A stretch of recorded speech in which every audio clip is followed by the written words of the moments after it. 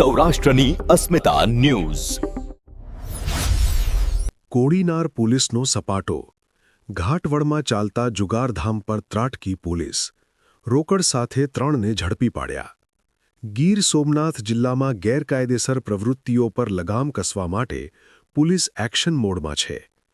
કોડીનારના ઘાટવળ ગામના નવાપરા વિસ્તારમાં જાહેરમાં નસીબ અજમાવતા 3 જુગારીઓને પોલીસે બાતમીના આધારે રંગે હાથ ઝડપી પાડ્યા છે.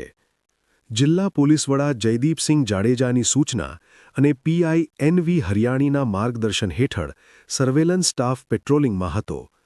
આ દરમિયાન મળેલી ચોક્કસ બાતમીને આધારે પોલીસે નવાપરામાં દરોડો પાડ્યો હતો, જ્યાં ગંજી પાના વડે હાર-જીતનો જુગાર રમી રહેલા 3 શખ્સો પોલીસના સકંજામાં આવી ગયા હતા.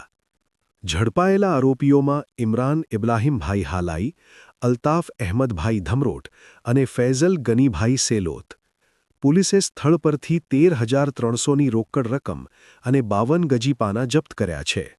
આ મામલે કોડીનાર પોલીસ મથકે જુગાર ધારાની કલમ 12 મુજબ ગુનો નોંધી આગળની તપાસ હાથ ધરવામાં આવી છે.